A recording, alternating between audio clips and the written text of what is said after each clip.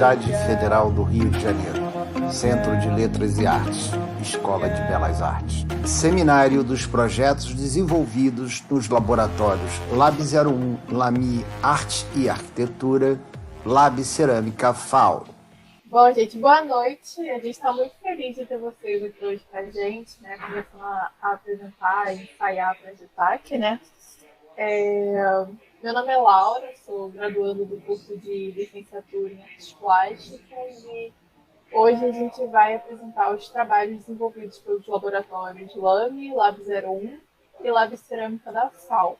Eu acho importante mencionar que todos os trabalhos apresentados nesse seminário foram publicados em revistas e periódicos e apresentados em outros eventos acadêmicos, como o HCTE, e serão apresentados na próxima semana durante a DETAC. Então, agora eu passo a palavra para a professora Giovana Rita.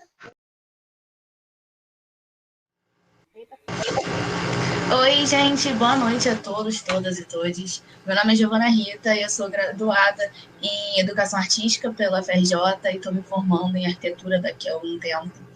Eu estou hoje aqui para ser mediadora e gostaria de avisar que nesse evento nós teremos 2 mesas e iremos começar com a mesa 1, sobre arte experimental e inclusiva, que tem como coordenadores a Kátia Gorini e a Aurélio Nogueira. Cada grupo terá 15 minutos para apresentar e 5 minutos para responder as perguntas logo em seguida. O primeiro grupo é cada um em seu quadrado, tendo como pesquisadores Catarina Xavier, Laura Procassi, Luísa Souza e Melissa Anselmo. Passo a palavra para a Melissa, que vai apresentar, gente. Oi, gente, boa noite. Meu nome é Melissa.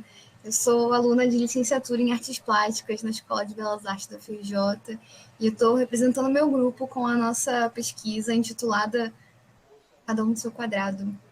Pode compartilhar a tela. Boa noite, gente. Eu vou apresentar a tela aqui do nosso grupo, tá bom? Da nossa apresentação. Só um minutinho. Então, a nossa pesquisa se chama Cada um do seu quadrado, a identidade do QR Code nos espaços de experimentação artística. A equipe é formada por 2 professores orientadores, a Kátia Gorini e o Aurélio Nogueira, e 4 pesquisadoras, a Catarina Xavier, a Laura Procassi, a Luísa Souza e eu, Melissa Anselmo. Cada um do seu quadrado surgiu a partir do nosso cadastramento no ORCID como pesquisadoras, porque ao nos cadastrarmos é gerado um QR Code para o nosso perfil e a partir disso decidimos investigar a imagem desse QR Code e procurar modos de utilizá-lo em propostas artísticas e educacionais, uma vez que todas as pesquisadoras do grupo são alunas de licenciatura em artes plásticas. E através dessa investigação desenvolvemos estudos a fim de elaborar práticas didáticas que possam ser aplicadas ao contexto educacional, ligando a pesquisa e a extensão como missão universitária. E o nosso objetivo é articular a arte, a identidade, as tecnologias e a educação. Então, evidenciamos a importância do sistema lógico-visual na formação crítica para refletir sobre os aspectos que envolvem a identidade do QR Code, a sociedade e a arte. E, com isso, observamos os estereótipos da... Gente, desculpa, foi sem querer. Os estereótipos da cultura visual contemporânea e propomos um método artístico, um método de ensino da arte que demonstre as possibilidades de reconectá-la à sensibilidade artística. Tratando a imagem do QR Code como tema, o embasamento teórico ele foi elaborado pela compreensão do sistema da abordagem triangular da educadora Ana May Barbosa, apreciar, fazer e contextualizar, que se refere à melhoria do ensino da arte, e alinhavamos esses sistemas às discussões do filósofo Thierry Dedouve, que, por sua vez, entende o método de ensino artístico como a dissolução das convenções na arte, na relação do aprendizado antiacadêmico, e propõe um novo pacto entre artista e público. E, a partir do nosso objetivo de articular a arte, criamos espaços de experimentação artística, sendo 4 já concluídos e um em desenvolvimento, para explorar aspectos que envolvem a imagem do QR Code e construir uma metodologia fora da conformidade da sociedade para o ensino das artes visuais. O primeiro espaço, ele corresponde ao levantamento do conceito do código e da desconstrução da sua imagem. O QR Code é um código de resposta rápida, como uma evolução do código de barras, e ele é lido pela maioria dos celulares e outros leitores óticos.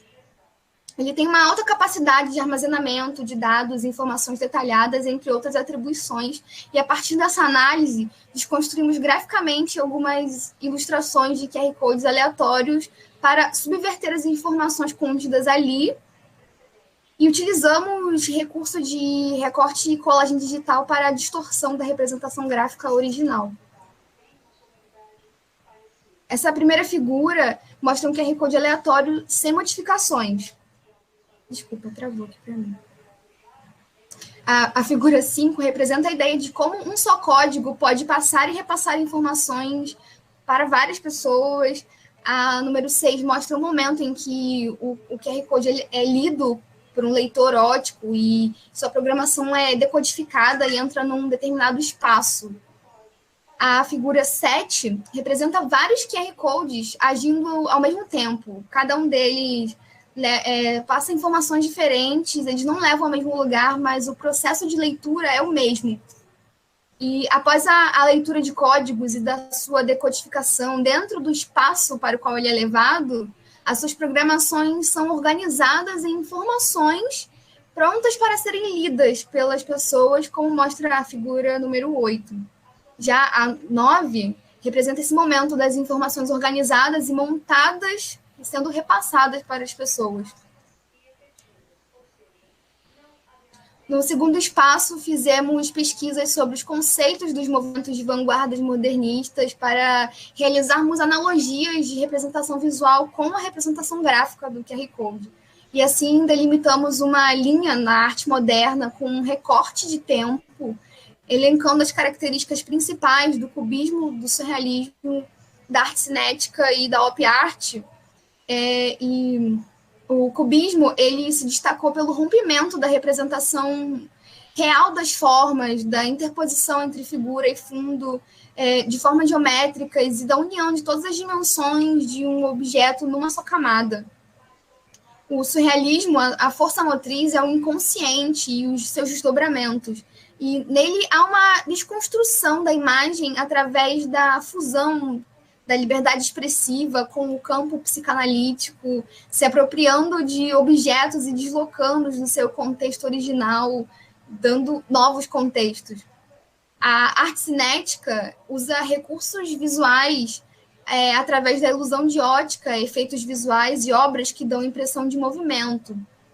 E já a op art, ela provoca também essas respostas óticas involuntárias, como a desorientação da visão, provocada por contraste de cores, ambiguidade de formas, e ela é muito parecida com a arte cinética. No terceiro espaço, nós realizamos entrevistas semi-estruturadas com artistas e grupo que têm propostas e pesquisas semelhantes à metodologia do nosso trabalho. A primeira entrevistada foi a Valdelice Souza, coordenadora de projetos de extensão do CCJE-UFRJ, que possui uma pesquisa que envolve o QR Code e nos ofereceu subsídios para a análise das suas funcionalidades. O segundo entrevistado foi o Lucas Almeida, mestrando de design, do programa de design da EBA-UFRJ e especialista em ensino contemporâneo da arte, que ressaltou a importância do arte educador no processo de aprendizagem. E, segundo ele, a arte ela é um discurso que pode ser usado como poder transformador de uma realidade social. E, inspirados nas observações da Valdelice e do Lucas, pensamos em utilizar o QR Code de maneira inclusiva. Então, assim, entrevistamos o grupo Alfa Braille, que trabalha conjuntamente ao LAMI e EBA, o laboratório ao qual fazemos parte, e tem uma proposta sobre acessibilidade e inclusão de não videntes em idade de alfabetização, e nos falou sobre o dever da sociedade em encontrar soluções para a inclusão de pessoas com deficiência. E como a nossa ideia é também produzir um livro-objeto, inserindo os aspectos do QR Code, nós entrevistamos o artista visual Dimissão Vilela, onde abordamos questões sobre a desconstrução da função de leitura do livro. Já na entrevista com a professora Cilla McDowell, abordamos a questão da tecnologia no suporte para a expressão artística e do aproveitamento do tema QR Code na arte e educação. Entrevistamos também a professora e ilustradora Graça Lima, que nos contou sobre os processos e métodos artísticos na criação de um livro com foco no público infantil. E também o professor da EBA, UFRJ Designer, Henrique Souza, que nos falou sobre o aproveitamento do QR Code no design e do uso de celulares como recursos pedagógicos. E com base nos cruzamentos de dados entre os espaços de experimentação 1, 2 e 3, procuramos focar no desenvolvimento de uma didática artística inclusiva dentro do quarto espaço, e nele fizemos estudos para a criação de um jogo interativo com a identidade do QR Code. A figura 17, montando informações, ela é feita a partir de recortes e foi um estudo para entender como funcionaria, como se encaixariam as peças de um quebra-cabeça. A figura 18, estudo de volume e dimensão na cerâmica, foi feito para entender como funciona um jogo de encaixes.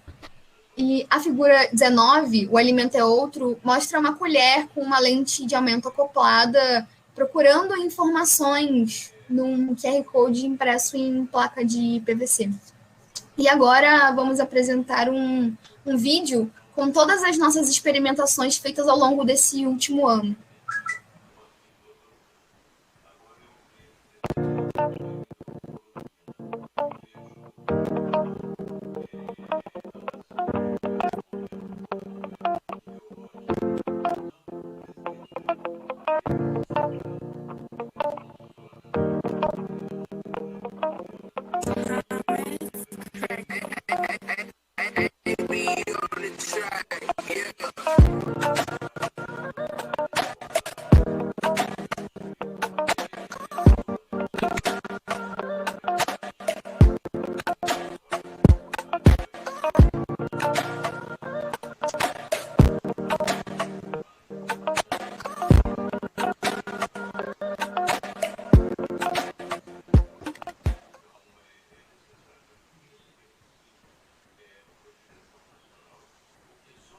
Os estudos práticos e teóricos dentro desses últimos espaços forneceram respostas para o direcionamento da nossa pesquisa, e isso resultou numa investigação para transformar o QR Code em uma proposta educacional e artística inclusiva.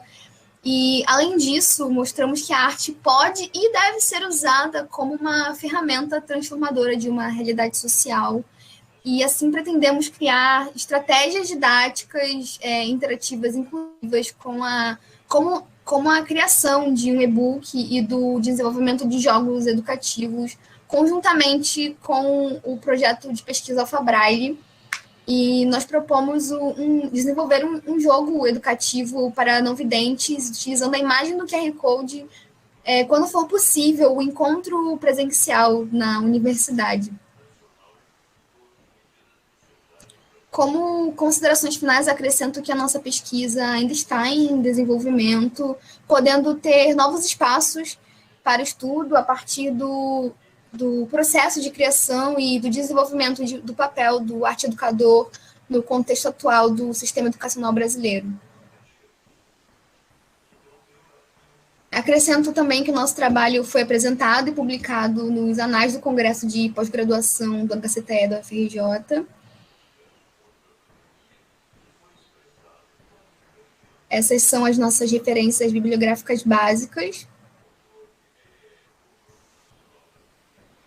E esses são os outros projetos de pesquisa do nosso laboratório, e eu agradeço a presença e a atenção de todos. Obrigada. Muito obrigada, Melissa. Antes de abrir as perguntas, eu quero fazer algumas considerações. Como é um treinamento para o GIC, é só para tomar cuidado com relação ao tempo. Passou 3 minutinhos do tempo dos 10 minutos. O que aqui não tem problema nenhum, mas eu não sei como vai ser na coordenação do GIC. E foi maravilhosa a apresentação, apresentou muito bem. Parabéns. E agora eu vou abrir o tempo para perguntas. Quem tiver pergunta e não quiser falar no microfone pode escrever aqui do lado, não tem problema, eu acompanho, eu leio. E tá aberto. Giovana, quanto tempo eles estão trabalhando em cima desse projeto?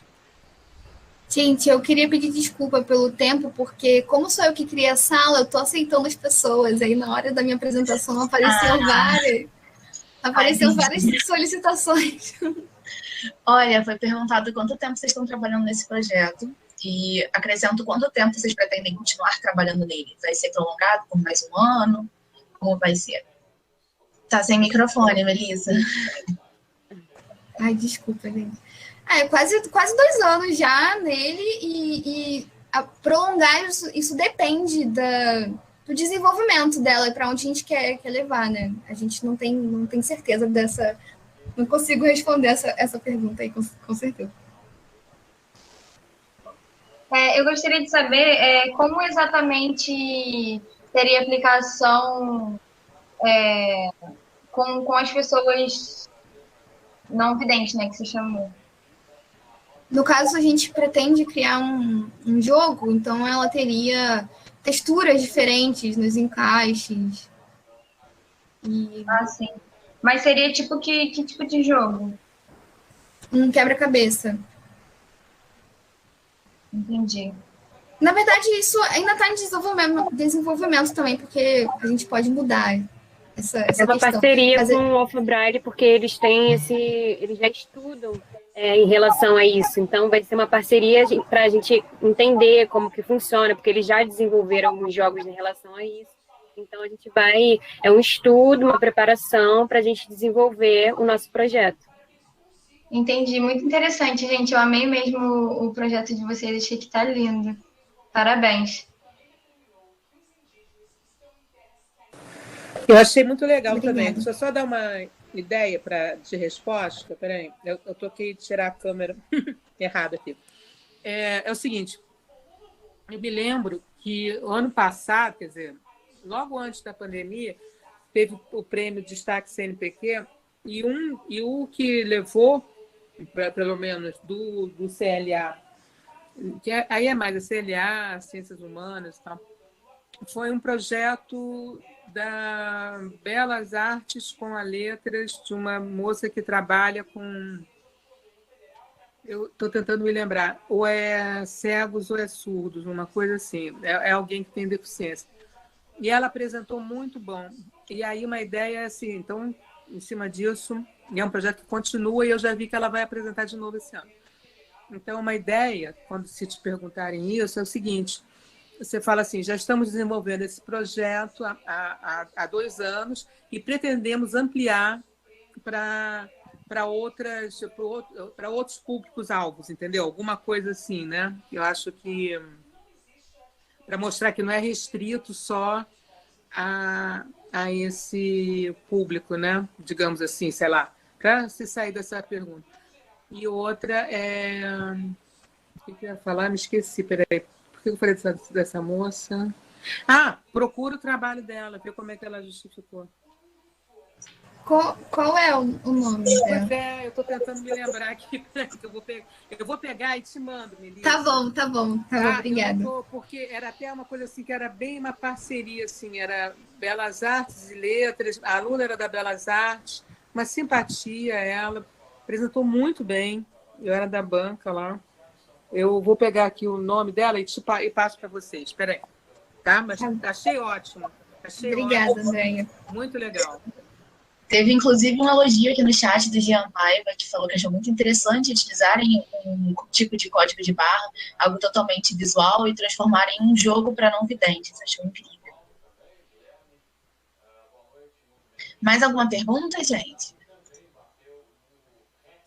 Então, eu vou seguir para a segunda mesa. Rapidinho, eu acho que ela falou isso, a Andréa, e aí eu pensei que vocês podem dizer também que é muito necessário a gente, enquanto estudante de licenciatura, de educação, começar a olhar para esses lados, para Exatamente. olhar para esse assunto, para começar a enxergar essas pessoas, porque elas estão na nossa sociedade. Então, enquanto for necessário, vocês vão continuar pesquisando, porque essas pessoas precisam de um espaço. Então, acho que pode ser realmente uma boa opção de resposta.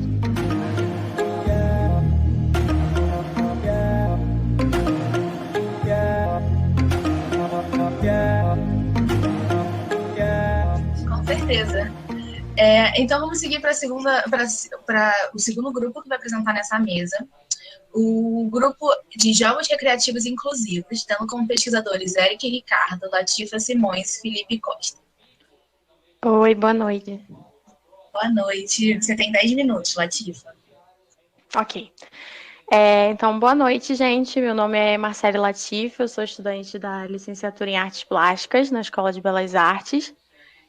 Eu faço parte do grupo de pesquisa Jogos Recreativos Inclusivos, orientados pelo professor Aurélio Nogueira, e nós trabalhamos no Laboratório de Meios Interativos Eletrônicos de Arte e Arquitetura, o LAMI. Então, o nosso grupo ele tem mais 2 integrantes, que é o Eric Ricardo, de Desenho Industrial, e o Felipe Costa, licenciando em Desenho Geométrico. Agora eu vou falar um pouquinho da nossa pesquisa. Então, nós fizemos uma pesquisa voltada para o desenvolvimento de um recurso didático para estudantes videntes, não videntes e parcialmente videntes que estejam em estágio de alfabetização e que tenham em torno de 5, 6 anos. Nosso objetivo era gerar um brinquedo inclusivo para as crianças não videntes, fazendo com que melhorasse a questão da inclusão dela no meio educacional e social. Então, a nossa equipe, ela postou um artigo no livro de análise do Congresso com Jogos Recreativos Inclusivos. Então, se vocês quiserem dar uma olhada, o Eric vai estar disponibilizando o link no chat, na página 382, estamos lá. Agora eu vou falar um pouco sobre as 2 imagens que nós tivemos, os 2 nomes que nós tivemos no nosso embasamento teórico, que foi a professora e pedagoga Maria Montessori e desculpa, eu estou um pouco nervosa. E o filósofo Thierry Ledoux. A Maria Montessori ela foi criadora da metodologia montessoriana, né, que tinha como objetivo trabalhar a autonomia da criança e o respeito pelo desenvolvimento natural das habilidades físicas, sociais e psicológicas. Então, a Maria dividiu esse método em 4 fases, sendo de 0 a 6 anos a fase das descobertas, que é quando a criança ela começa a descobrir o mundo, ver as cores, texturas, gostos, cheiros. De 6 a 12 anos a assimilação, quando ela começa a fazer a assimilação do que são as cores, as texturas e os gostos. De 12 a 18 anos é a fase da autonomia, que é quando Maria acreditava que a gente precisa ser inserido no meio social, a gente precisa fazer parte da sociedade. 18 anos é a fase da independência, que Maria dizia que a partir dos 18 anos todos nós tínhamos que trabalhar, porque já éramos adultos, independente de estarmos na faculdade ou não.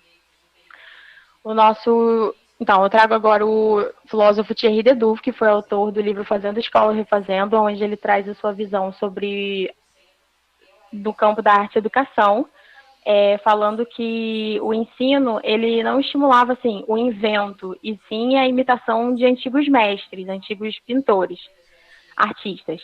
E ele traz para a gente o exemplo da escola alemã de Bauhaus, que foi conhecida por priorizar, né, essa criação, e ela desconsiderava a antiguidade como uma referência no aprendizado, possibilitando com que os seus alunos pudessem ter experimentações e conseguissem estabelecer vínculos com o seu meio artístico. E agora, não menos importante, nós temos o Luiz Braille, que foi o criador do método Braille de comunicação e do rafígrafo. O Luiz, a gente trouxe ele como um exemplo de que nem todas as crianças nascem cegas. Elas podem perder a visão por alguma razão congênita ou por um acidente no decorrer da vida, que foi o caso do Luiz, que quando era criança estava brincando na oficina do seu pai, sofreu um acidente e acabou perdendo a visão. Agora eu vou trazer para vocês alguns termos que a gente vai usar durante a pesquisa e como eles são conhecidos, né? os não videntes, que são os cegos, os que têm a baixa visão, os parcialmente cegos, e os videntes são aqueles que enxergam sem dificuldade. Eu vou passar a fala agora para o Eric, para ele falar um pouco sobre o processo de construção do nosso protótipo e as metodologias que foram usadas. Então, boa tarde. Meu nome é Eric Ricardo, sou estudante de design também. Eu vim falar um pouco mais sobre como a gente desenvolveu o protótipo. A gente fez ele a partir do método do Design Thinking, que consiste em uma solução ampla e com ideias rápidas com a aceitação de alguns erros e focado em multidisciplinaridade. Ela busca uma pesquisa humanizada e que tenha uma organização para a tomada de decisões rápidas. Para usar esse método, a gente usou o duplo diamante, que é um processo criado pelo British Design Council, que é uma instituição do Reino Unido que faz uma aplicação prática do Design Thinking. Ele divide as etapas do Design Thinking em 4 etapas menores, que são descobrir, definir, desenvolver e entregar. Na primeira etapa, a gente identifica as oportunidades e os problemas que alguns brinquedos lançados no mercado já possam ter. A gente procurou alguns brinquedos que fossem já implementados tanto para deficientes visuais quanto brinquedos montessorianos. Então aí a gente colocou 2 exemplos dos brinquedos que já são mais convencionais e tradicionais desse ramo. E aí a gente precisou também alguma coisa que a gente conseguisse implementar num brinquedo que conseguisse unir esses dois ramos. Na etapa seguinte, na definição, a gente teve entrevista com o primeiro grupo, que foi o grupo dos especialistas. Esses especialistas são o Evandro Lima e o Gabriel Salomão. O Evandro Lima ajudou a gente a definir que o jogo poderia ser um jogo de encaixe, que pudesse ser feito individualmente ou com a ajuda de outras crianças. De acordo com o método montessoriano, enfrentando essas dificuldades na hora dos primeiros acessos ao brinquedo, as crianças conseguem chegar a um aprendizado pleno, mais fácil do que sem ter algum auxílio em volta. Aí, com o Gabriel Salomão, o autor do site do Lar Montessori, ele sugeriu que a gente tivesse estímulos sensoriais, tanto táteis para as crianças que tivessem alguma deficiência, quanto para estímulos visuais para as crianças que não tivessem nenhuma deficiência visual. Então a gente conseguiu definir que o brinquedo fosse um brinquedo de MDF, que é de uma matéria-prima barata e que tem uma boa resistência e é bem fácil de fabricar. E o acabamento dele seria em tinta acrílica e usando as lixas. Aqui a gente colocou os softwares que a gente usou, que são os softwares específicos da máquina de corte a laser, e o Adobe Illustrator, que foi onde a gente definiu todas as formas. Nós, primeiro, nessa fase agora, a gente coloca as definições de como a gente resolveu que seria o brinquedo. Nessa etapa, a gente consegue chegar na solução com os croquis. Esse primeiro desenho já é apresentando o resultado final dele. E como a gente implementou eles na construção já dos primeiros protótipos.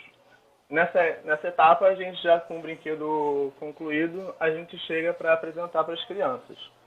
Então, a gente com as peças, a gente conseguiu definir os 2 grupos, as 2 crianças do segundo grupo, que iam ajudar a gente. A gente pediu ajuda. A partir das redes sociais, a gente conseguiu encontrar o Henrique Tavares, que é uma criança que é estudante do ensino fundamental e que tem deficiência visual, e a Rafaela Lima, que ela já é uma criança que não possui nenhuma deficiência visual. A partir das entrevistas com as crianças e com os responsáveis, foram sugeridas algumas alterações pequenas nos brinquedos. E essas alterações foram a implementação de uma quina chanfrada na parte superior do brinquedo para facilitar a localização da peça espacialmente. E então essa seria a parte do antes e depois do brinquedo, com a solução que foi desenvolvida pela nossa equipe. Essa solução simplifica o manejo do brinquedo e para a próxima etapa seria uma uma forma de facilitar até como as crianças entendem o brinquedo.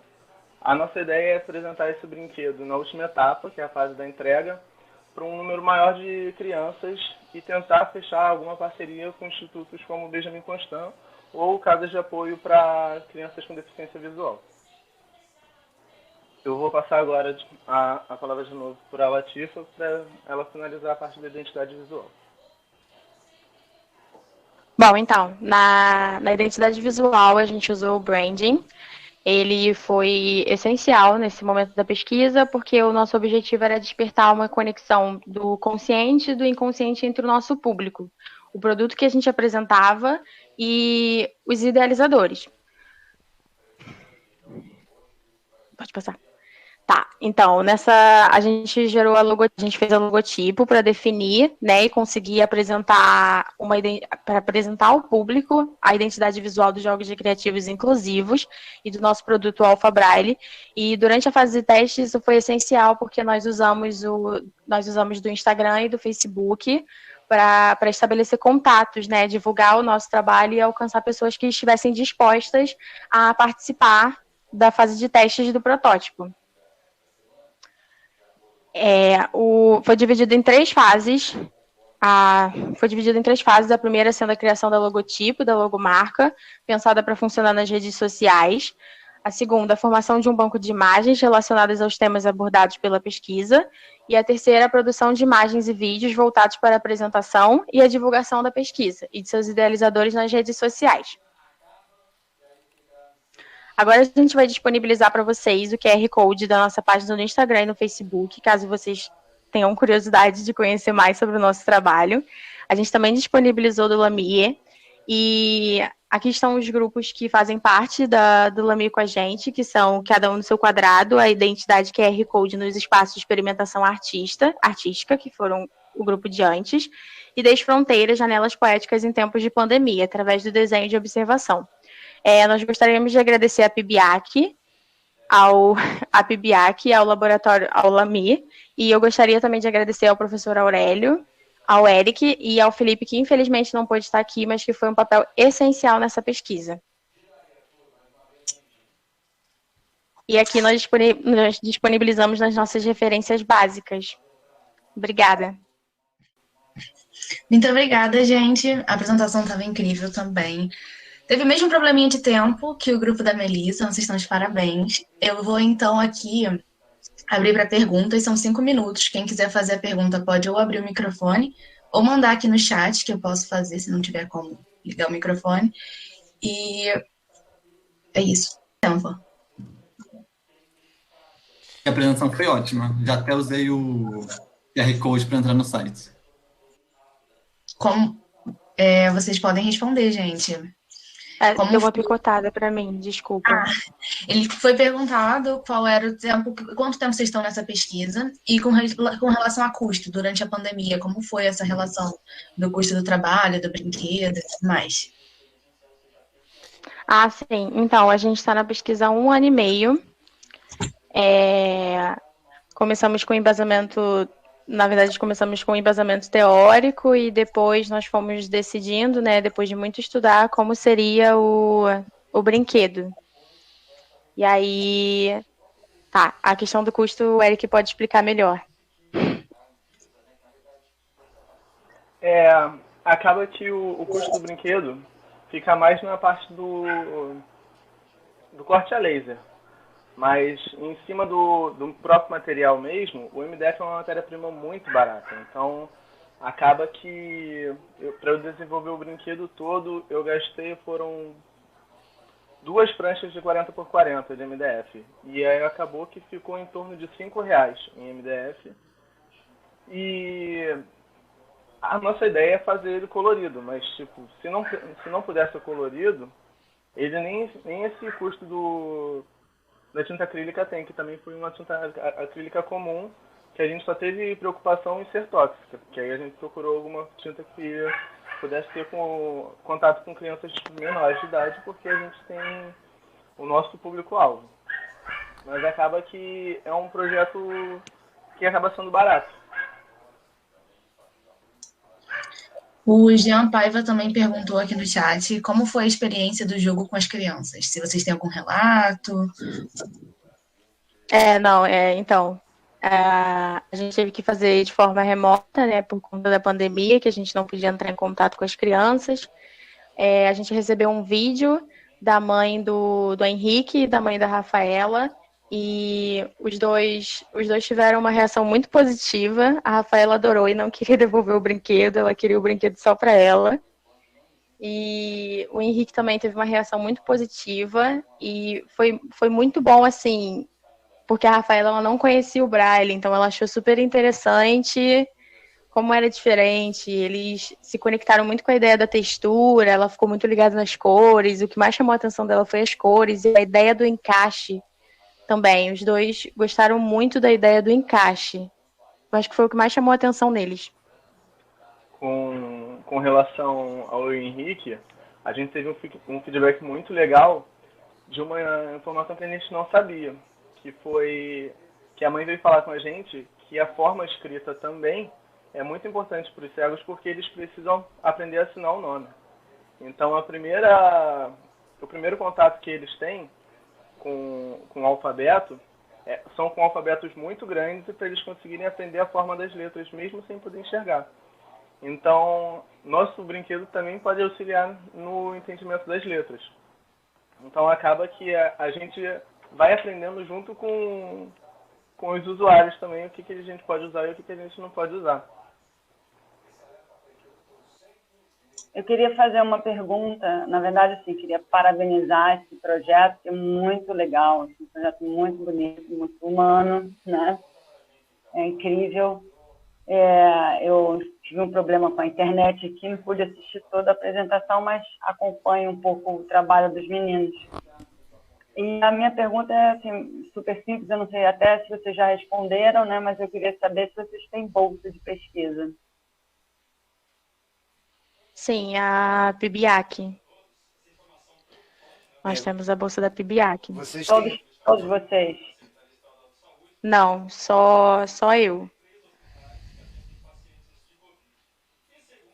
Eu acho que é importante falar, né, lá na hora da apresentação, como é que vocês se distribuem, né, dentro dessa pesquisa. Eu acho que vale a pena frisar isso. Tá bom? Fica aí uma sugestão na fala de vocês, tá?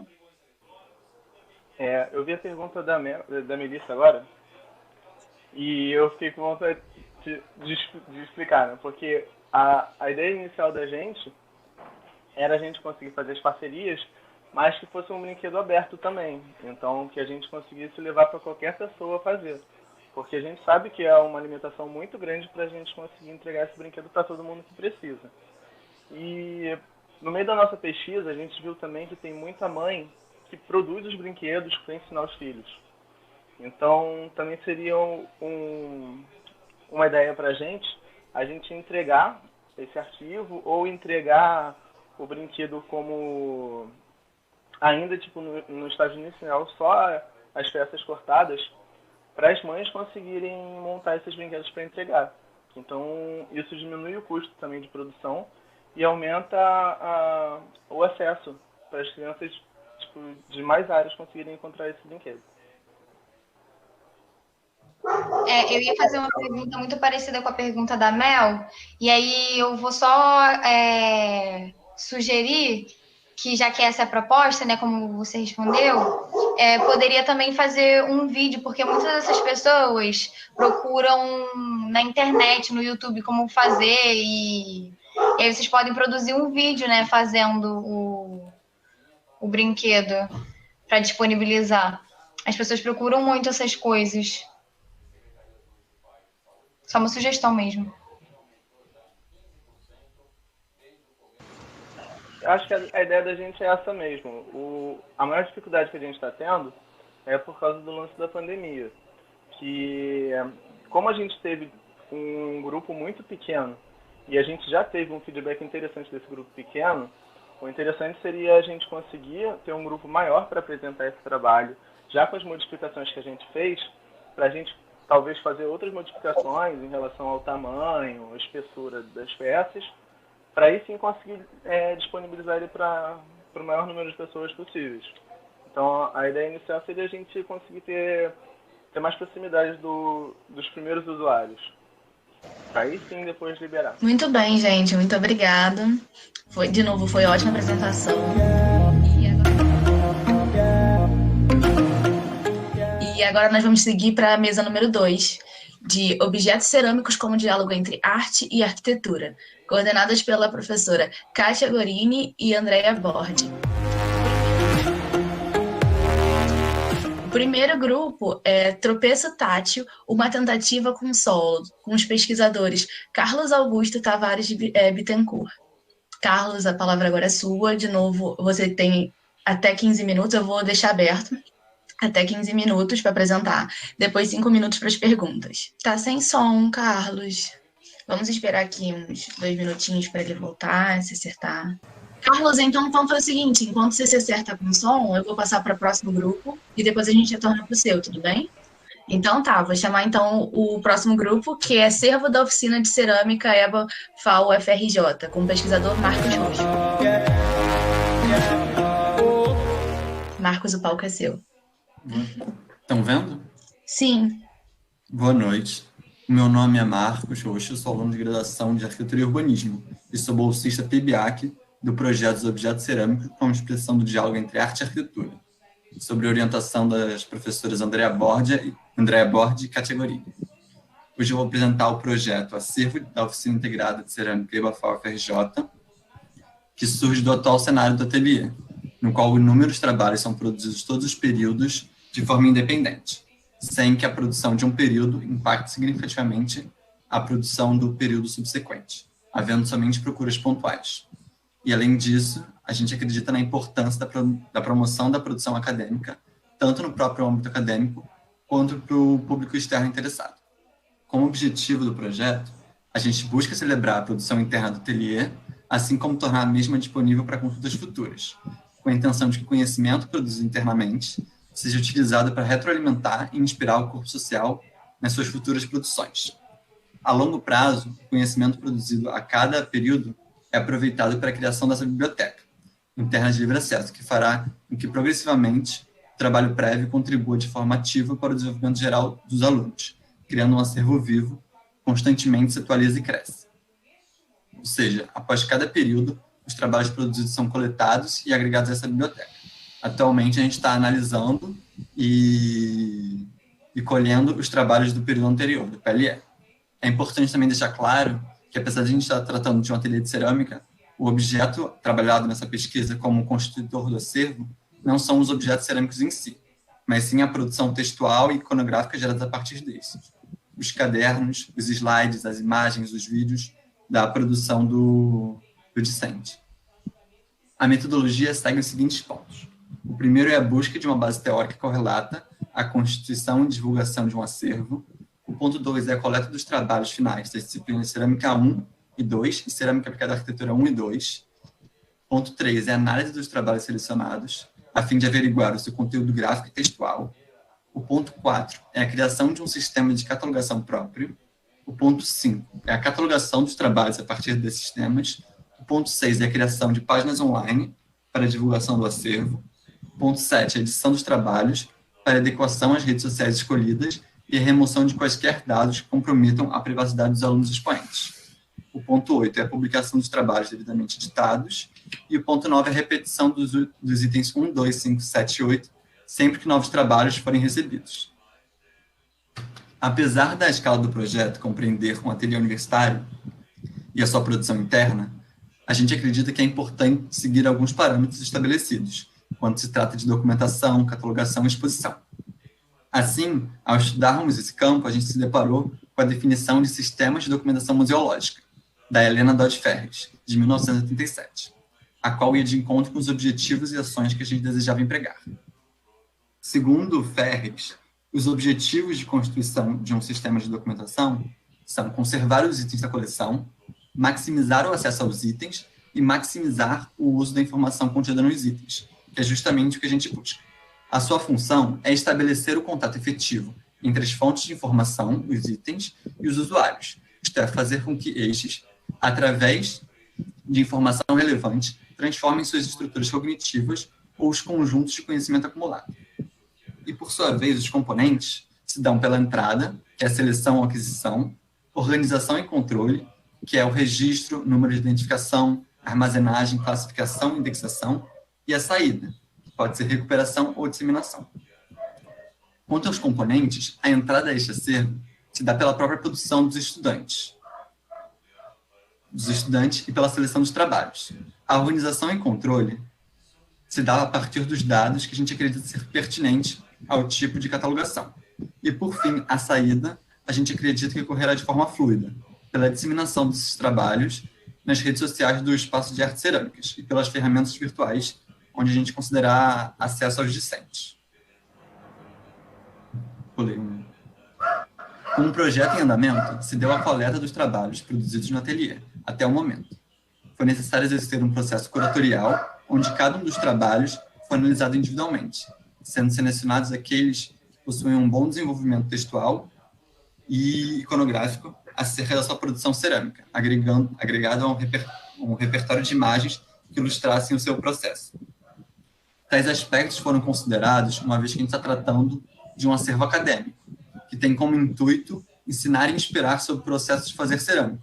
Então, não caberia somente averiguar o produto final, mas sim se o caderno, os slides ou o vídeo tem o potencial de servir como referência ao corpo social do ateliê.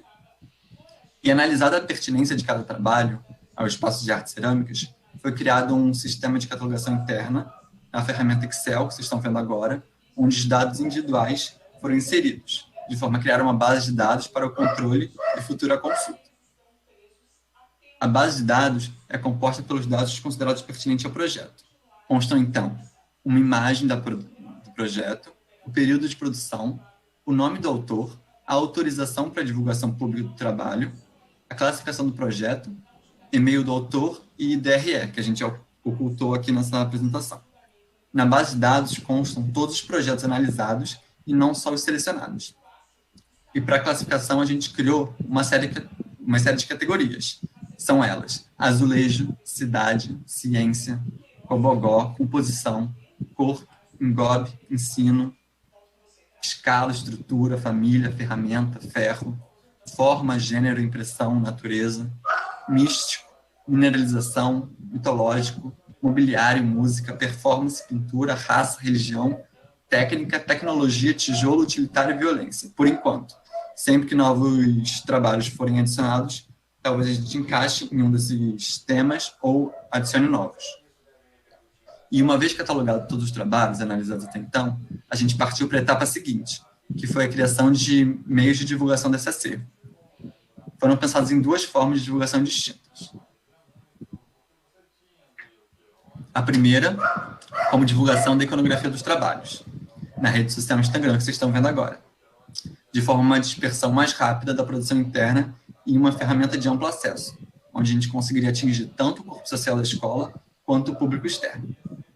A rede social permite inúmeras postagens e até um total de 10 fotos por postagem.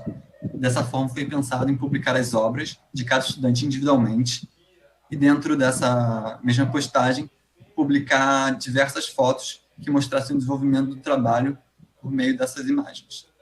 Então, aqui a gente vê um exemplo do trabalho da Natália Pletz, em que a gente consegue ver todo o processo dela nesse projeto. A segunda forma de divulgação pensada foi a criação de um Google Site para o ateliê. Isso teria como foco somente os alunos das disciplinas cerâmica e cerâmica aplicada à arquitetura. Nela, os alunos não só teriam acesso à iconografia do trabalho, mas sim ao trabalho na sua forma íntegra, tendo sido editado somente os dados pessoais dos estudantes. E cada projeto contaria com uma seção individual. Aqui, então, a gente tem a capa desse site, com as devidas coordenações. Aqui, descendo o site, a gente tem alguns trabalhos selecionados, um e-mail de contato e quem foi elaborado. Aí, quando a gente clica aqui em Projetos dos Alunos, a gente segue para todos os projetos selecionados. Aqui a gente vai mostrar 4 desses projetos. O primeiro projeto é da Natália Pletz, em que ela trabalha com os temas religião e com materiais metálicos. Ela diz o seguinte: a pesquisa desenvolvida dentro da disciplina Cerâmica 1 envolve principalmente representações ligadas a Exu e Pombagira, ou povo de rua da Umbanda, contendo elementos visuais e materiais que desdobram-se em esculturas de terracota, ferro e metal. Então, nesse Google Site, a gente tem acesso a 2 imagens selecionadas do trabalho, uma citação retirada desse trabalho e seu trabalho na forma íntegra, como o discente produziu. O segundo trabalho é um trabalho que eu trouxe meu, produzido no PLE, que trata de arquitetura de Cobogó. E eu digo o seguinte: experimentar com a forma ainda no seu aspecto mais flexível, a fim de criar uma variação entre o interno e o externo, pensando na transmissão e na convergência tanto do iluminar quanto do ventilar. Aí é que a gente também tem, novamente, 2 imagens do processo e o caderno na sua forma íntegra. O terceiro exemplo que a gente traz é do Mate Nobre, em que ele trabalha os temas corpo e família. Ele diz o seguinte: no dia em que iniciei as experimentações com registro e marcações no corpo, no caso da proposta, utilizando o dorso e o tronco, percebi que era uma das poucas vezes em dias em que eu tinha parado e visto minha mãe, enquanto minha mãe me ajudava, sobrepondo camada por camada, estabelecia uma relação de afeto. E aqui, novamente, o mesmo esquema. E o último exemplo que a gente traz é do Flávio Medina, em que ele trabalha com um tema ferramenta, instrumento. Ele diz que vem ao longo dos últimos 2 anos empreendendo uma investigação sobre o conceito de cicatriz, para costurar as ideias dentro do campo expandido da escultura e construir uma poética através de fragmentos gerados na ação-pensamento. Aqui, novamente, uma imagem e o caderno. Esses exemplos têm como intenção mostrar a variedade que existe na produção interna do ateliê e o seu potencial. E, para concluir, a gente acredita que o projeto, quando implantado, tem um real potencial de criar uma rede de referências internas ao próprio ateliê, garantindo progressivamente o desenvolvimento não somente dos estudantes nas suas trajetórias individuais, mas também do ateliê enquanto espaço de pesquisa em si. E aqui está a minha bibliografia. E é isso.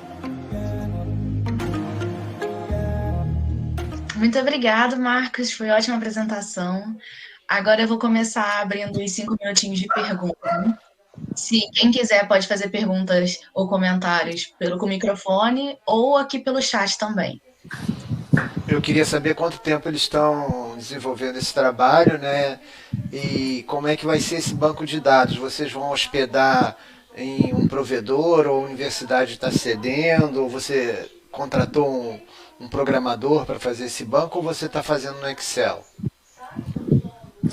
Então, a gente começou mais ou menos no meio do ano passado e é tudo feito pela gente, não tem provedor, não tem nada. Está sendo feito no Excel e no Google Drive, por enquanto.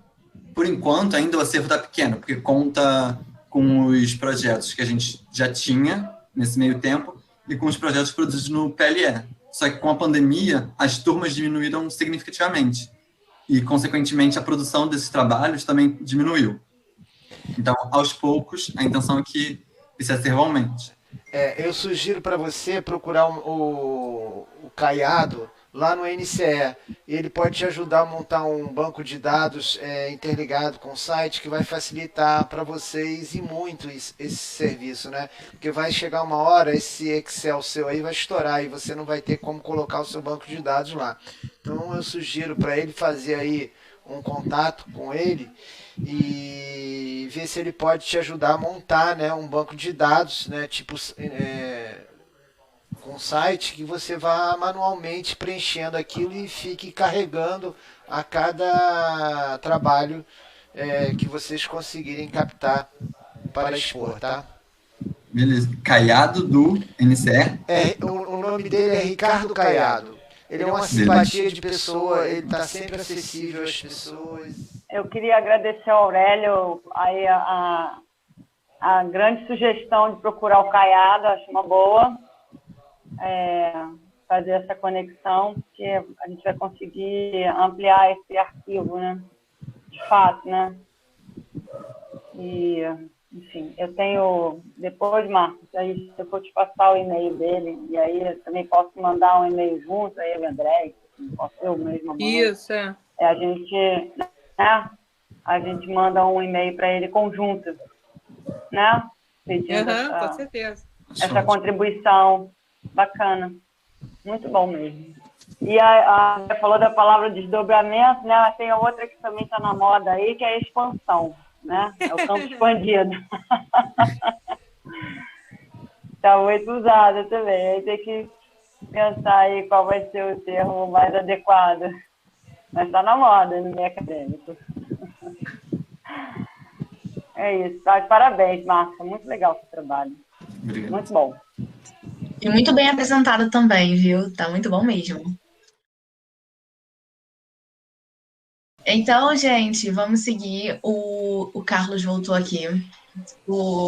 Ele me mandou um vídeo da apresentação dele, porque ele tá tendo dificuldades com a parte do microfone. E eu vou passar o vídeo. Boa noite. Boa noite a todos. Desculpe pelo meu probleminha de acesso.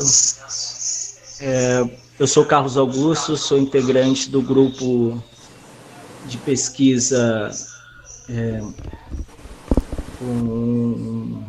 desculpa, nervoso.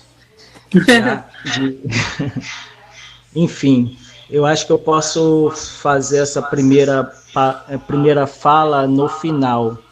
Eu gostaria de propor uma apresentação em que eu tento, de alguma maneira, burlar essa coisa que é o tempo, que eu não tenho dado conta, esse formato de apresentação.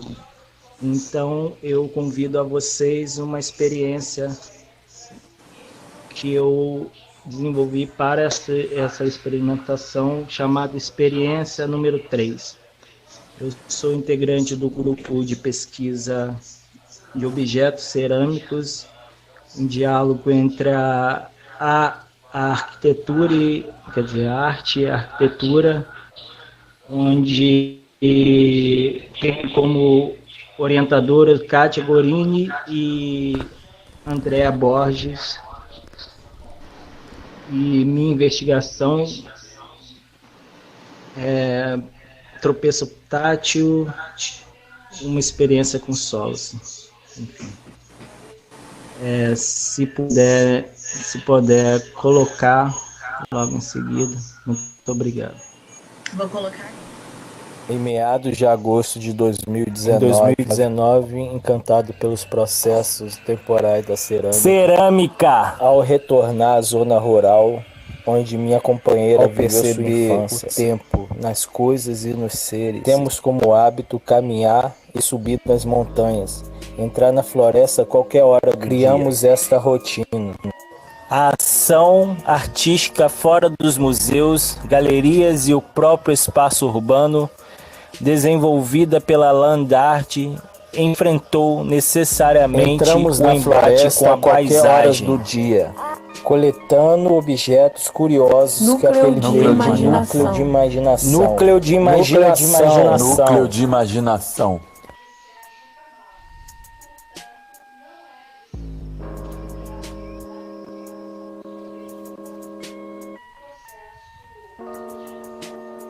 Coletamos na maioria sementes e plantamos em outros lugares. Foi assim, sem pensar, que me encontro disperso nas melhores horas do dia.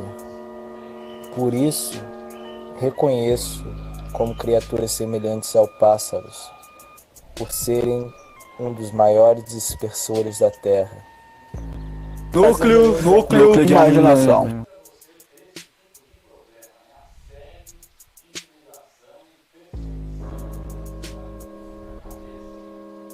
Assim, ele constrói seu mundo, diferente de seu ambiente objetivo, visto que é uma criação puramente subjetiva.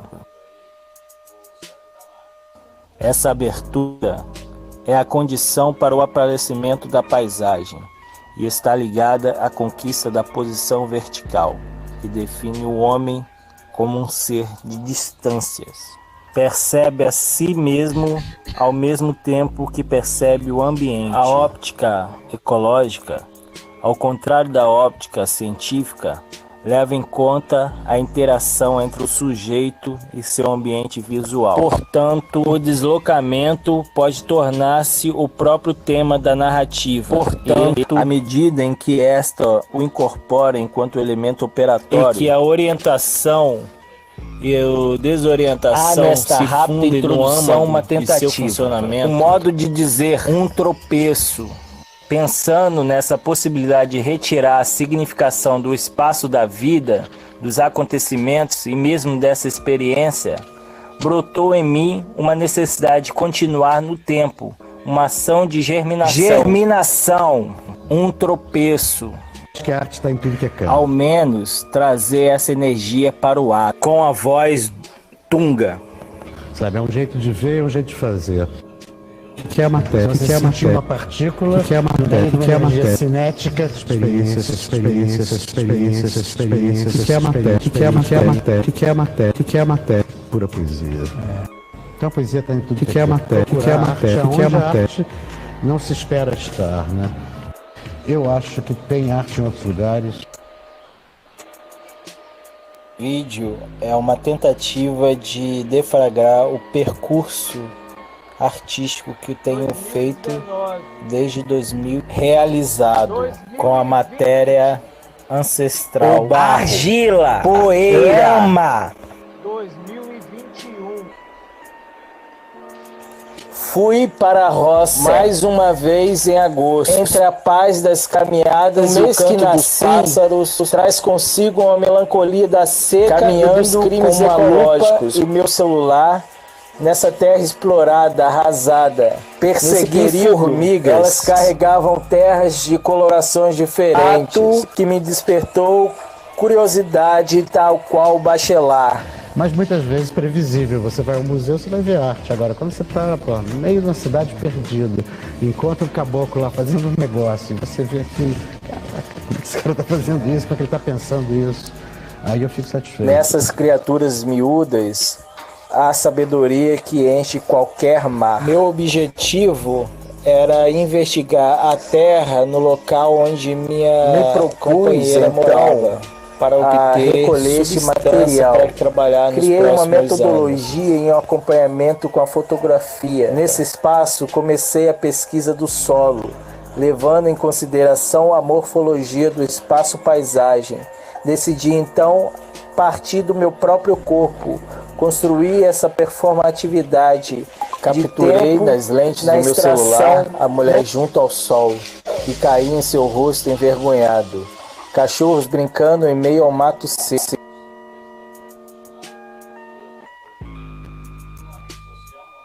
Luz de prata refletido no poço que brotava água a 1 metro de profundidade no solo. A luz de prata refletiu no mato e inexplorado 1 metro anteriormente no solo. Este processo despertou não só a lembrança em meio aos gestos escorregadios da memória do barro.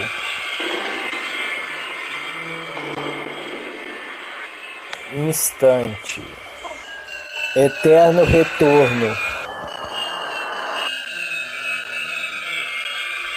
Seleidá.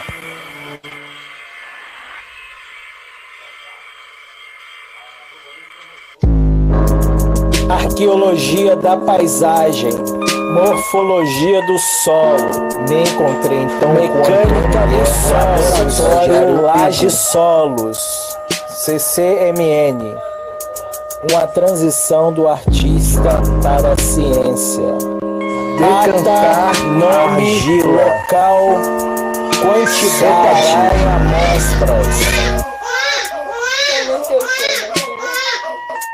Adicionar água destilada, distribuição de suas partículas constituintes de natureza adicional mineral, classes de tamanho, quantificar, erro, dúvida, areia, silt, separar, argila, classificação do solo. Maior parte de areia, grande parte de silt, e a menor parte de argila. 0, 0, 1. Paralelamente, fizemos misturas com esta argila coletada nesse espaço. Misturamos com a argila que existia no ateliê, porém não foram especificamente medidas proporções. Foi no tato. Ao retornar no contexto pandêmico, convidei o meu irmão para uma caminhada de 4 horas com seu aparelho celular.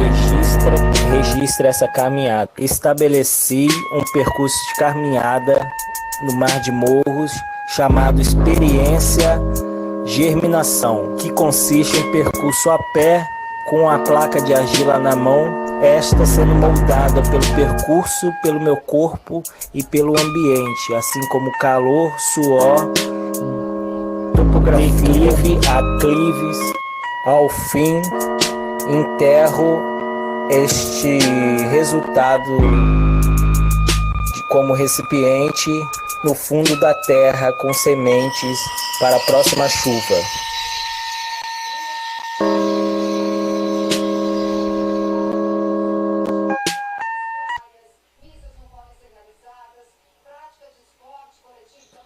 Desculpa, eu não sou muito bom com as palavras ao vivo. Mas muito obrigado pela participação, pela disposição. Trabalho incrível, Carlos. Gostei muito do vídeo, gostei muito de como foi apresentado de forma diferente. E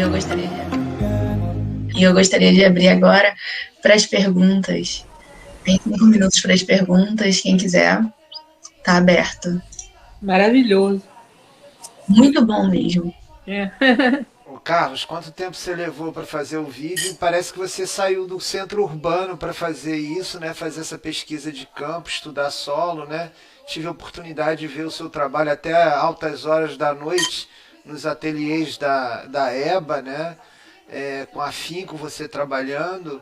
E eu queria saber esse time aí de tempo que você levou nas fases para chegar ao vídeo.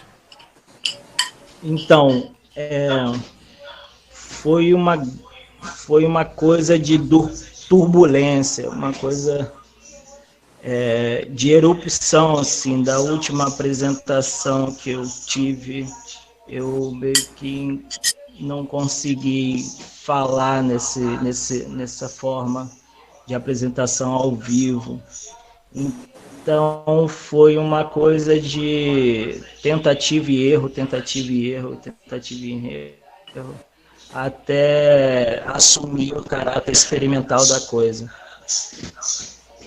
Sobre a localidade, eu sou filho dessa terra daqui.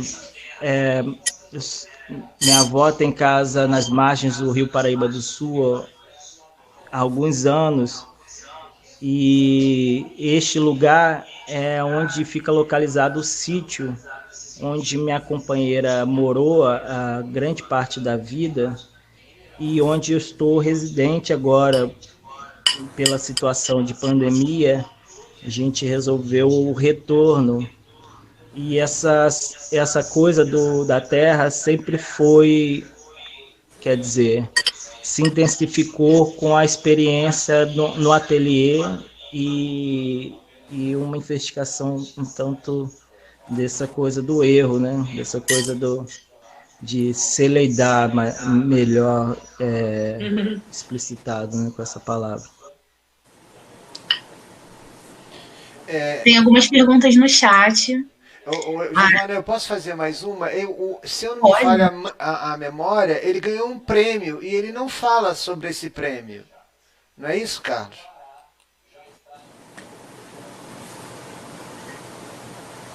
Ah, sim. Eu, retornando para cá, quer dizer, nesse ano, eu fiquei conhecendo algumas pessoas daqui. E essas pessoas estavam inteiradas nessa vontade de prática da vida e arte, que colocam sua fala como poesia. E nessas conversas criamos o coletivo de arte Influência Autônoma, que é um coletivo que nasce daqui onde mora minha mãe, na Influência. É um vilarejo muito curto de pessoas, e daí a gente está tentando fomentar algumas situações. O som que está no vídeo é produzido pelo meu irmão mais novo, que chama Marizia 99, e ele tem uma vasta produção com música e essas vertentes de agora, né, contemporâneo de música. E daí, junto com a minha companheira chamada Isabela Olinda, que é uma mãe maravilhosa, a gente meio que se esbarrou nesse edital da cidade vizinha e acabou resultando num prêmio de um vídeo muito próximo visualmente nessa paisagem, com o próprio celular, que é o recurso, como a gente é de classe social bem baixa, esse acesso à tecnologia mobile, né? Esse é o meu primeiro celular que suporta 36 GB. Né?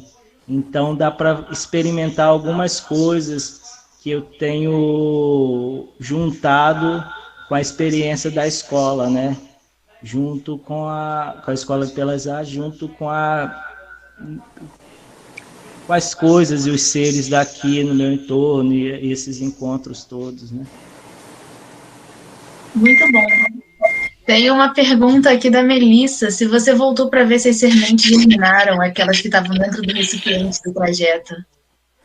Então, eu tenho uma prática, assim, muito agradecido pela pesquisa e pelo meu círculo de companheiros de pesquisa, Ivens, que está pesquisando essa interseção com agroflorestas e abelhas, né, como minha vida, e esse sistema de catalogação da biblioteca, como a metodologia da amiga Karine também. Então, essa coisa de germinação tem feito parte da minha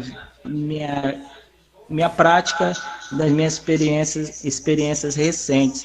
Como aqui é um sítio, eu tento, de alguma forma, imitar esses conhecimentos de agrofloresta, agroecologia, e tenho observado o tempo, né, com a ajuda desses seres maravilhosos. E daí a gente está de acordo com... eu não consegui aparecer lá junto dessas plantas, que é parente, né? E por causa da minha filhinha, Flora Dark, que está muito recém-nascida, eu tenho ficado com ela.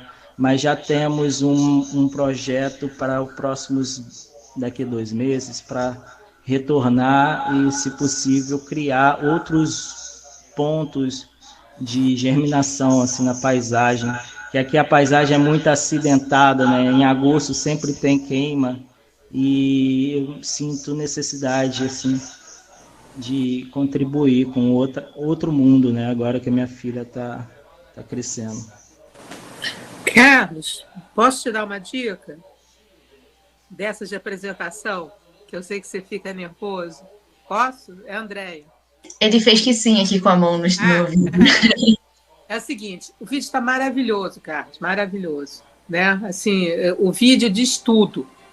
E as perguntas que o Aurélio te fez foram ótimas para você situar o seu contexto.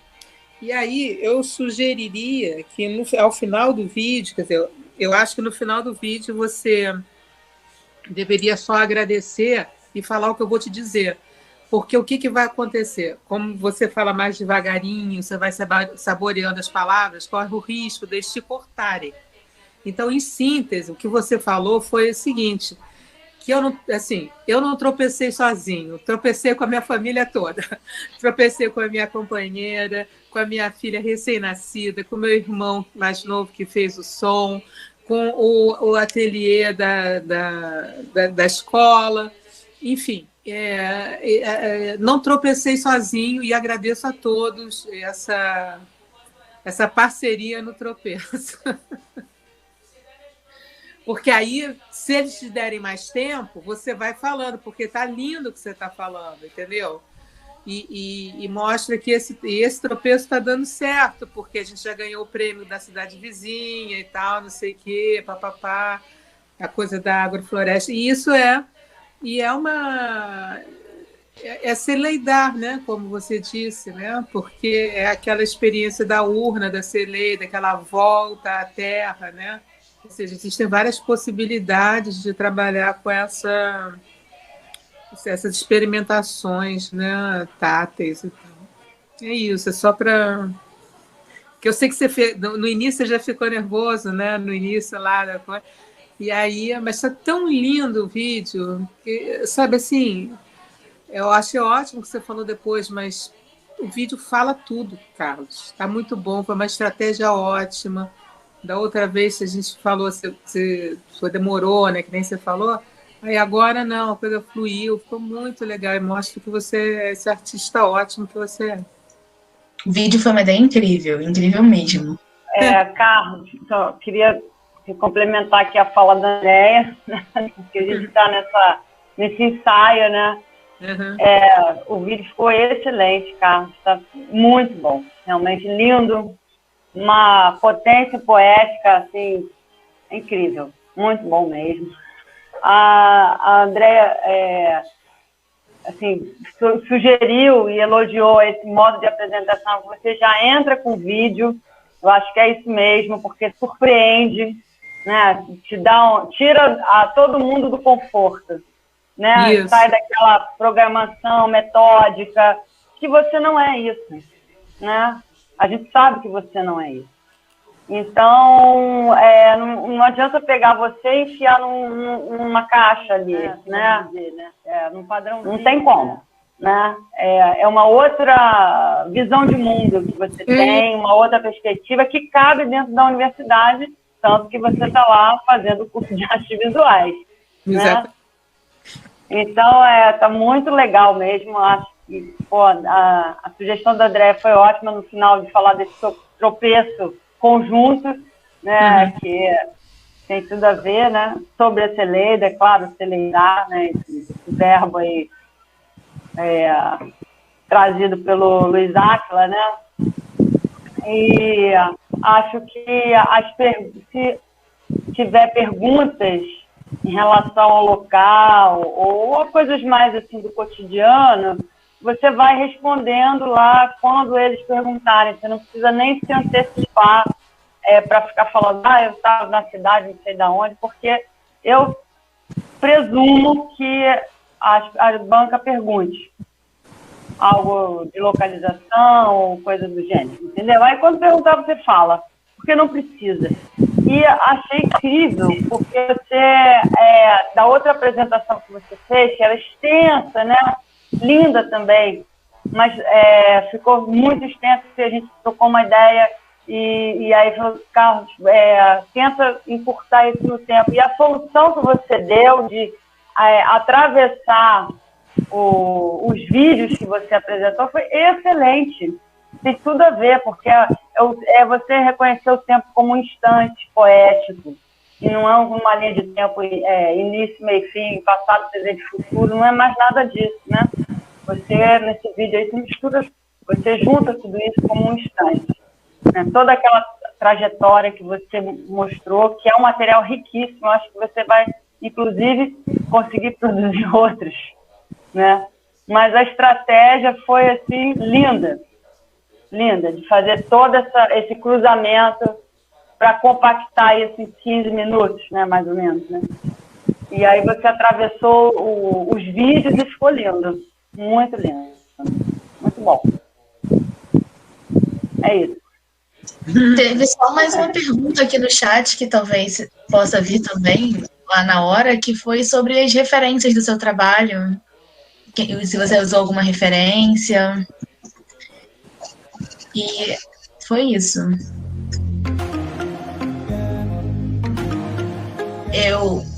Eu vou passar então aqui para o próximo grupo,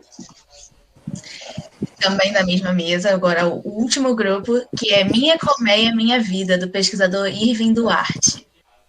Queria me apresentar primeiro, sou Irving Duarte, eu sou aluno da graduação em Arquitetura e Urbanismo, faço parte do grupo de pesquisa do Ateliê Integrado Cerâmica EBFAL, e o meu trabalho dentro dessa pesquisa do objetos cerâmicos como uma expressão do diálogo entre arte e arquitetura é o Minha Colmeia, Minha Vida.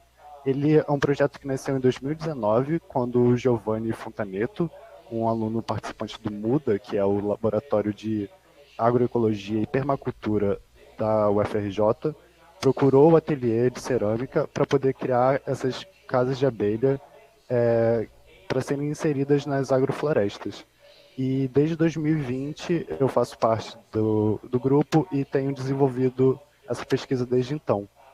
E vale ressaltar que eu sou bolsista PIBIAC e tenho essa orientação também pela Kátia e pela Andrea. Os objetivos dessa pesquisa são realizar um trabalho transdisciplinar a fim de construir um conhecimento coletivo com relação a diferentes núcleos de pesquisa da UFRJ, incluir um método de polinização nas agroflorestas da cidade universitária, com o intuito de auxiliar na qualidade do cultivo e de diferentes espécies, e também incluir um novo agente nesse ecossistema que está sendo inserido na cidade. E ele também tem como objetivo fortalecer a atmosfera do local, que é um conceito trazido pelo arquiteto Peter Zumthor, que cada ambiente tem a sua energia, digamos assim, e o seu meio de afetar o usuário dele, e as abelhas, como são seres vivos, né, elas também são agentes, estão vivendo sua vida ali em coletivo com as pessoas, pode ajudar nisso e no entendimento de que aquele espaço é um local especial ou único dentro da ilha inteira, e também uma experimentação com o material da própria cidade universitária, como uma forma de estudo da construção da Ilha do Fundão, que foi feita a partir do aterramento de 8 ilhas dentro de um arquipélago, e entender um pouco a formação desse solo e do espaço, desse novo espaço geográfico. Na metodologia tem um embasamento teórico sobre a produção de cerâmica, sobre a polimelicultura, que seria a criação das abelhas, e também a forma de polinização delas. Também realizei estudos de trabalhos anteriores dentro do ateliê de cerâmica em conjunto com o Giovanni, a análise dos locais das agroflorestas, o desenho digital e 3D do processo dos elementos compositivos dessas casas de abelha, o contato e entrevista com o corpo social da UFRJ que utiliza esses espaços e o teste pela produção das casas de abelha em diferentes tamanhos internos e uma estrutura que possa ser estudada com cortes e com uma planta, mas que seja produzido com a cerâmica em si. Para poder entender um pouco melhor o que é uma agrofloresta, um sistema agroflorestal como o ambiente base para esse projeto, ele é uma forma de uso da terra que resgata o cultivo antigo e mais tradicional de dinâmicas naturais do ecossistema, combinando espécies arbóreas e agrícolas e talvez animais, como no caso da abelha, e ele pode ser feito de forma simultânea ou sequencial, de forma que não diminua os nutrientes da terra e faça com que ela seja mais viva e mais forte, digamos assim. E também vale ressaltar que esse espaço é um espaço social, que é propício a descanso, a trocas e ao convívio diário de estudantes, professores, técnicos e funcionários da faculdade. E nele também são realizadas atividades não necessariamente só de cultivo e de cuidado e manejo desse ambiente, mas também de entretenimento e coletividade. Para analisar esse sítio, nós realizamos um recorte dentro da área sudeste da Ilha do Fundão, que é onde está concentrado as 3 agroflorestas conhecidas hoje, que seriam a Geomata, que está aqui, próximo ao CCMN, o Lava-Pé, que está no acesso principal pela linha amarela, e a agrofloresta de Letras, situada no jardim, próximo ao Jardim de Letras. Vale ressaltar também que nessa área tem a maior concentração de densidade e de alunos da ilha, visto que esses polos têm um maior número de estudantes. Elas são próximas a edifícios e são lugares com alto número de transeuntes e de pessoas durante o dia, e que é uma nova forma de intervenção nos vazios urbanos da cidade universitária, que não foi pensado inicialmente como uma forma de intervenção e de uso desse local, mas que é muito importante e inerente ao ambiente de hoje, contemporâneo, essa criação de formas de cultivo e de alimentação diferenciadas.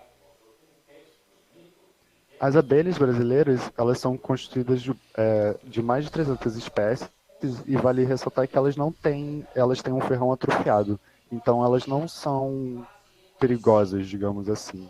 Elas também são bastante utilizadas na polinização cruzada de espécies vegetais e produzem mais do que o mel, produzem o própolis, o pólen, cera e cerume e a geleia real também. O foco da nossa pesquisa são as abelhas jataí, que são essas aqui ao lado, e ela tem ocorrência em todo o Brasil, até a parte sul do México, então pega toda a América Latina, basicamente. Ela tem uma adaptação muito fácil aos ambientes urbanos, devido à criação de ninhos em diferentes cavidades, canos, árvores, cupizeiros abandonados. Ela tem uma menor produção de mel devido ao seu tamanho diminuto, mas por isso também esse mel tem um valor muito acima um valor de mercado muito acima das outras. E também é interessante entender que elas têm uma forma diferenciada de defesa do ninho, onde elas criam um cano que se liga ao exterior, que é fechado durante a noite. Tem guardas que ficam de sobrevoo na parte principal da colmeia, e outras abelhas dentro desse cano para poder impedir que qualquer inimigo natural delas entre ali. Elas têm registros da companhia dessas abelhas pelos povos indígenas desde antes do século XVI, que eles utilizavam ela como fonte de alimento durante a caçada na mata, para rituais próprios, como objeto de troca e como moeda de troca, e também para a produção de bebidas fermentadas por grupos nômades como aqueles que habitavam no Rio de Janeiro. Elas são objetos sociais, é muito importante entender isso, que elas sempre vivem em colmeias, essa espécie, e elas são entendidas como alegorias das próprias comunidades indígenas. Elas têm as comunidades indígenas têm um manejo dessas casas de abelhas e colmeias que não possibilita o reuso, que elas são destruídas e remontadas de forma diferente, e cada uma dessas abelhas e suas partes físicas, corporais, têm denominações próprias, dentro de cada um desses grupos indígenas. Já na visão econômica mais recente dessas abelhas, elas são utilizadas como um produto de exportação, sendo bastante comercializadas, principalmente na internet, como forma de polinização para o agronegócio de grande e pequena escala. Elas são principalmente exportadas para os Estados Unidos, para produção de laranja e de outros frutos. E no Brasil, entretanto, não é tão forte esse uso de abelhas, principalmente devido ao uso de agrotóxicos, que, como pode ser visto nessa manchete do G1, no centro-sul do país, o uso de agrotóxico vem diminuindo cada vez mais os meliponários possíveis e existentes no local. E aqui também vale ver que o preço dessas abelhas é bem exacerbado. Em cada colmeia geralmente tem entre 5 e 10 mil indivíduos, então elas produzem um mel que é 3 vezes maior, de valor de mercado maior do que as abelhas com ferrão, vindas da África e da Europa. E no Brasil elas são mais entendidas como fornecedor de mel e não agente polinizador. Aqui tem algumas técnicas de nidificação, de criação de casas de abelha e ninhos, onde as mais tradicionais são a caixa e a cabaça.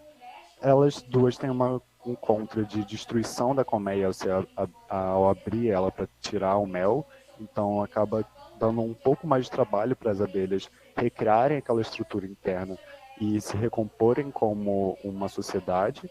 E também vale ressaltar a diferença entre a estrutura de acesso. As jataís, que são trígonas, formam esse duto externo, enquanto as melíponas, que são aquelas abelhas pretas, menorzinhas, elas criam estrias que se fecham para o meio. Então, não tem essa estrutura externa.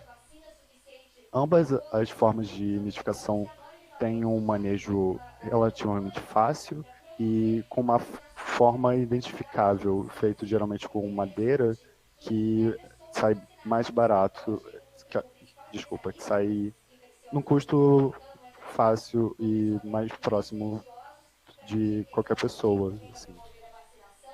As produções feitas no ateliê têm uma estrutura formal semelhante à forma da cabaça, entretanto elas são mais alongadas, com uma tampa que facilita o uso. São objetos utilitários que mantêm essa característica do objeto cerâmico de poder ser manuseado e ser utilizado. Não podem ter muitas frestas, exatamente para poder evitar o ataque de outros animais. E ele pode ser feito de duas formas: pelo acordelado, que vai ser mostrado mais adiante, e pelo desbaste, onde existe uma forma única e dela vai sendo retirado a cerâmica extra. Para pensar um pouco as casas de cerâmica feitas de argila, ela foi pensada exatamente pela versatilidade plástica que o material apresenta em sua forma não queimada e pelas características físicas após a queima, que auxiliam na proteção contra intempéries e também são um objeto mais rígido, mas que não afeta tanto o interior como a madeira, por não ter todas aquelas ranhuras e todas aquelas partes componentes da madeira, sendo assim mais fácil de formar um interior único e liso, que não atrapalhe ou que não fira essas abelhas.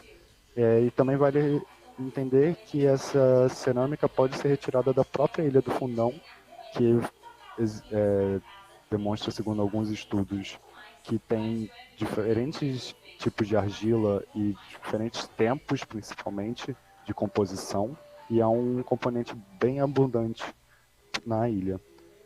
O processo, basicamente, seria feito pelo acordelado, exatamente por se assemelhar ao processo das abelhas.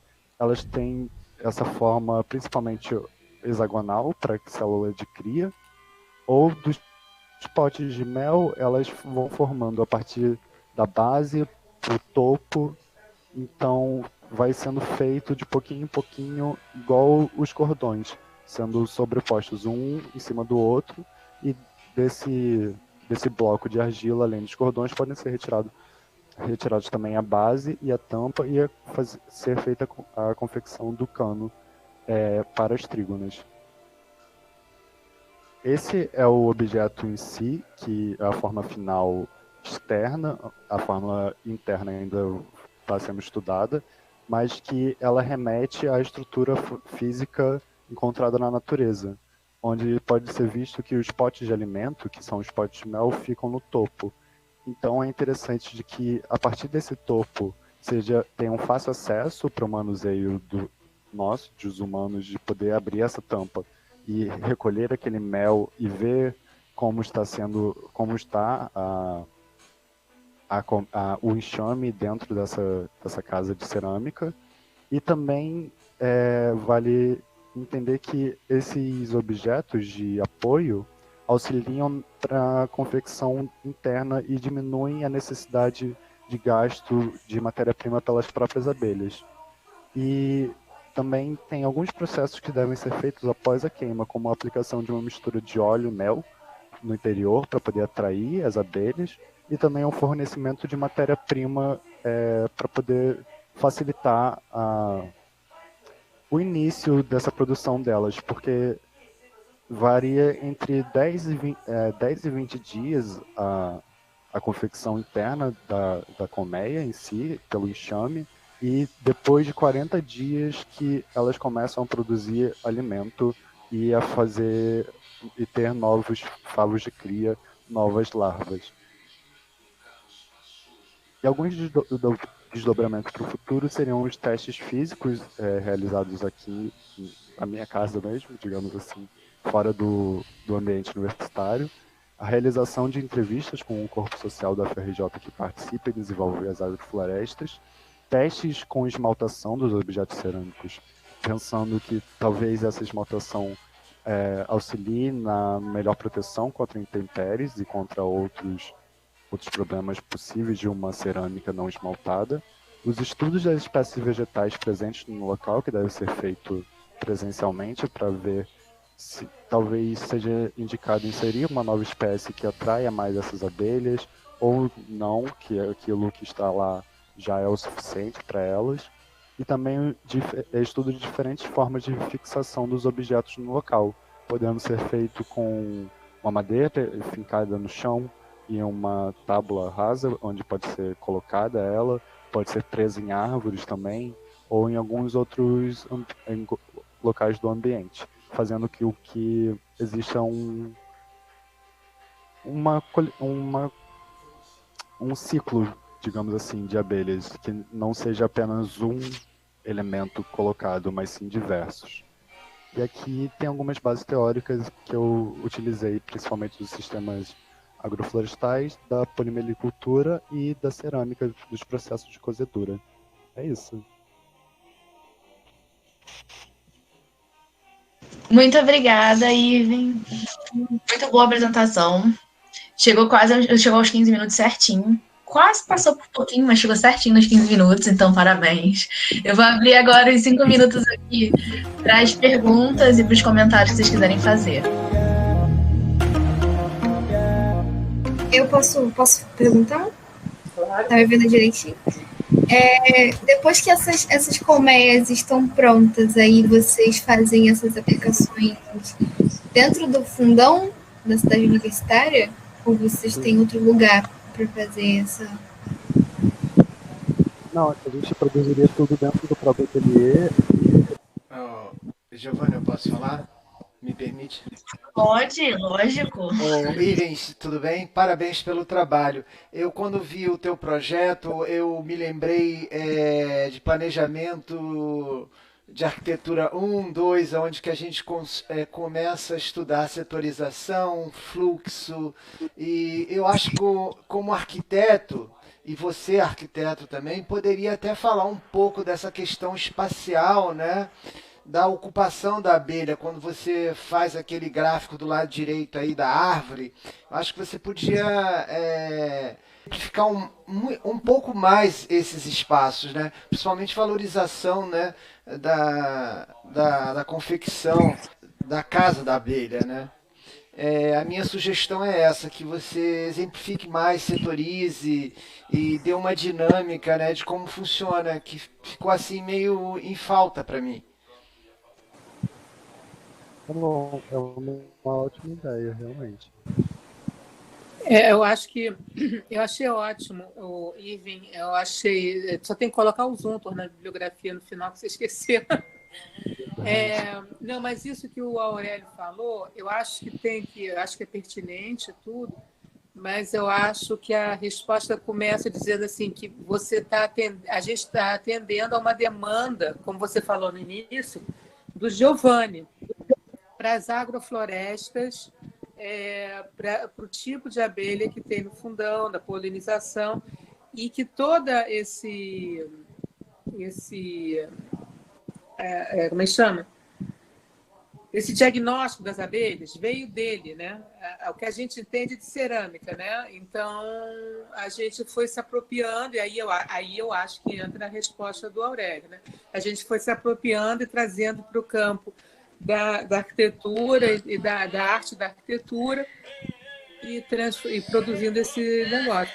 Provavelmente, essa experiência ela pode se expandir, pode se ampliar, como diz a Kátia, para outros lugares, mas aí a gente tem sempre que atender a demanda de quem está trabalhando com a agrofloresta, entendeu? A cerâmica se adapta, mas a gente tem que... Né? Vocês não acham? Fiquei pensando nisso.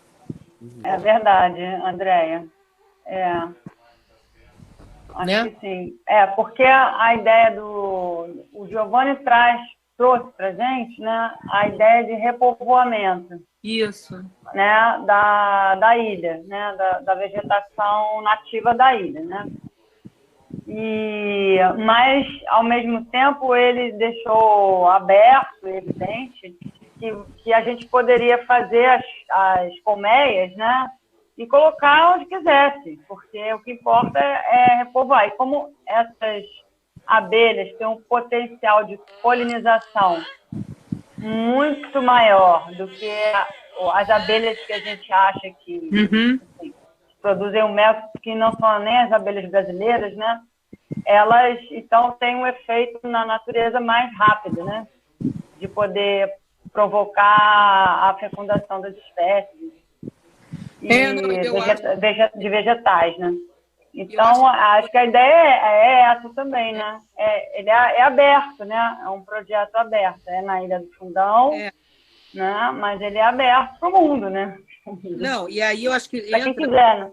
Essa questão do espaço que o Aurélio falou, por exemplo, eu acho que talvez tenha que reforçar mais. Eu achei ótima essa questão do repovoamento, realmente tinha me esquecido. Que casa com os vazios do fundão. Outra agrofloresta terão outros condicionamentos espaciais, entendeu? Do espaço onde elas estão, né? Quer dizer, você pode até colocar porque eu acho que não vai dar no tempo de fala, como a Giovana disse, ficou no limite.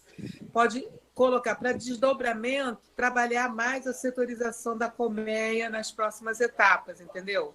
Que nessa primeira etapa você fez a setorização, entendeu? O lugar onde vão ficar as agroflorestas, as abelhas daquele lugar, e aí depois então, a próxima etapa é partir para uma setorização das colmeias para ver a viabilidade dessa experiência poder se reproduzir em outros lugares, né? Boa. Achei muito legal a analogia que você fez, Irving, do acordelado com a construção dos potinhos de mel, né, vamos dizer assim, onde as abelhas armazenam mel, não sei o nome daquilo, né? Aquela bolsinha assim, né? Achei lindo. Que elas fazem o acordelado também, muito legal. Muito bom, grande sacada. Estão todos de parabéns, gente. Um show, nossa, tá muito bom. Todos os trabalhos estão muito legais, tem muita força, né? Muito bom. Giovana, é contigo. Tá tendo vários elogios aqui no chat, não sei se você está vendo, muita gente que gostou muito do tema, da pesquisa, da apresentação. Teve algumas perguntas com relação a se tem alguma projeção para as colmeias serem postas em lugares fora da agrofloresta da Muda, e também como podemos ocupar esses povoamentos. Foram as duas perguntas que estão no chat ainda, que eu achei que era importante passar para você. Tá? Se quiser responder. Como a Andréia e a Kátia falaram, inicialmente a gente está pensando para as agroflorestas do Muda, que foi quem veio até nós para buscar esse novo processo, mas a gente pensa também em colocar em diferentes pontos próximos a edifícios ou outros lugares que também seja favorável ter essas abelhas, porque também pode ser perigoso, né, para elas também, dependendo do ambiente, dependendo do local. Então é um estudo futuro a ser feito.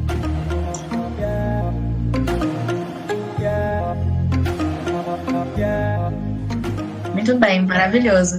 Gente, eu queria agradecer a todos a participação no evento, aos coordenadores, aos orientadores, ao apoio que teve muito grande no evento e aos apresentadores principalmente. Para os apresentadores, eu queria falar uma coisinha, que não fiquem nervosos para a apresentação do GIC. Quer dizer, é normal ficar nervoso. Mas todo mundo que passou do tempo vai chegar na hora, vai falar rápido, porque é assim que funciona. Não tem como ser o contrário. Foram ótimas apresentações, todos vocês sabem muito do trabalho de vocês e... Queria te agradecer só, Giovana. Foi ótima essa moderação aí, muito obrigada. Quero agradecer. Nada, gente, qualquer coisa é só me chamar, adoro. Andréia, aqui nós tivemos a participação de vários alunos. Nós tivemos a Laura, a Melissa, a Catarina, Giovana e mais 12 queridos amigos que fazem parte do nosso grupo, né? Eles estão assim em uma equipe coesa e com diretrizes, força de vontade. São umas garotas maravilhosas, né? Não, é ótimo. Esse grupo está todo de parabéns. Então é isso, gente. Muito obrigada por tudo. Queria agradecer a Giovana. Muito obrigada. Ficaram na cerâmica, Giovana. A Laura... Você vai lá em cerâmica. A Laura vai dar uma palavrinha final, também merece crédito. A Melissa e a Catarina, por favor. Com certeza, E a todas as meninas que se empenharam, deram sangue, com certeza, porque com a ideia do seminário, elas tiveram que acumular entregas de trabalho e a produção de todo esse seminário foi muito legal. Show de bola, são todos de parabéns. Bom, gente, é só agradecer pela presença de todo mundo. A gente ficou muito feliz com conseguindo realizar o evento com tanta gente, com tanta interação aqui no chat. E é isso. Todo mundo se vê na DITAC, né? Boa sorte para todo mundo que vai apresentar. E é isso. Uma boa noite para todo mundo. Boa noite, Laura. Beijo grande para todos. Tchau. Tchau, gente. Tchau, gente. Beijos. Tchau. Boa noite, obrigado.